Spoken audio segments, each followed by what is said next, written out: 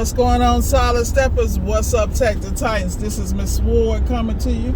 I'm in Alabama right now, headed to Enterprise, knock out some customers. I have customers today in Enterprise and Dothan. Getting ready to get it in and get it handled. Anyway, shout out to Diamond Dave, just listening to his video about immigrants and how people are so distracted here in America they can't take advantage of the opportunities. Right, for the helicopter. Where I'm going is actually a military flight school. I think it's for the Army. So you'll see a lot of helicopters and stuff in the air. They're always doing these routines, very interesting. But it's definitely a thriving economy and enterprise. You should check it out. But the topic today is going to be about distractions. I just got off the phone with one of my co-hosts on a podcast I do with the Service Alliance group on Thursday morning, and we stream it live. And we were just talking about human resources and using apps and things of that nature. And I was just sitting here thinking about how people sitting here starving and playing games, but they are really not focused on their future. They're not focused on the things that are going to make them better and increasing their skill set. Let me tell you something. When you increase your skill set, please don't think it stops there. You should constantly be doing that. You always hear me preaching that on my channel because I am a woman of color, of a certain age and caliber, and I have leveled up at everything I've done. And when I say level up, it's because I don't know how to be less than great. And I own that. But the point is, the other thing is I surround myself with people who do the same. So prime example, I got into appliance repair a couple of years back. I had no intention of being a tech. I had intention of knowing the technical side so I could manage the techs. And because of the caliber of technicians that were at my disposal at the time,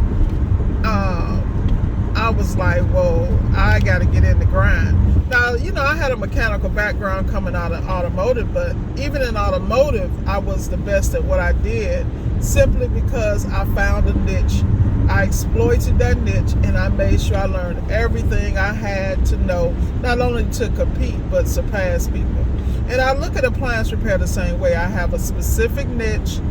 People come to me for consultations and coaching because on the business side, on opening a business in any area in the United States, I got that game. And the reason I got that game is because I use data. This is not a feelings. It's not about emotion. And I keep it real with you. I keep it a buck. I always tell you, where's your skill set?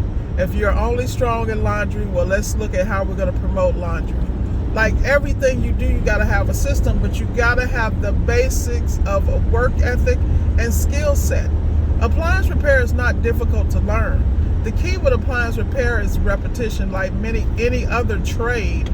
The more you're exposed, because things in the industry change on a daily basis, and it's not that they change the basic theory of how it works. What they change is how you get the result. And when I say that, prime example, let's take LG, Samsung that people run away from. And let's not even start on the R600 conversation. We're just going to stay with LG and Samsung. You know, when I initially got in the industry, I kept hearing everybody talking about, oh, no, this is not what we want to do. Oh, it's the computer. Oh, those computers. Oh, it's a problem. LG and Samsung, oh, they're garbage. They're the worst to work on. Come to find out, it wasn't that they were the worst to work on. What it was the people didn't understand the technology. They didn't understand how to diagnose computer-controlled systems, and they didn't want to learn. These are the same people that didn't want to learn how to read schematics. Mind you, none of these people are in my circle because I don't deal with substandard stuff. And the reason is because of where they were, they're going to limit my growth just because they slow. I can't live like that. You know, there are several people out here who have made it in this game through pattern recognition. Look, I don't have no problems with that. My problem is the mere fact that they think what got them there is going to keep them there. This is why you have to develop in your training. You have to invest in your training. Now, do you have to pay somebody? No. I recommend you do so that you can expedite the learning process, but still it falls back on you to extract what you need from your instructors to apply what you learn. I watch so many people take classes, do things, and look, I'm one of them. It's split courses I done took, half finished online, blah, blah, blah. I own mine. But see, I'm one of them people, I get about 30, 40, 50%, I'm good. I'm getting ready to run with it. And what I don't have, I'll go back and peep and see if I can find the answer. If not, I'll find somewhere else. Lots of times I end up kicking myself in the head, because if I had continued to go through the process, I would have got it. But I'm hard-headed like this. I learn by doing, and I'm very clear about that. So, I mean, that's my problem. I own me. I got me, though, because I'm still bagging. How about you? Getting back to you, the whole point is that you have to not only invest in your skill set, but you have to do a 360 investment. I don't think people realize, when I say 360 investment, that means your mind, your body, your soul, and your health. You got to learn, you got to be trained, but you also need to be able to execute.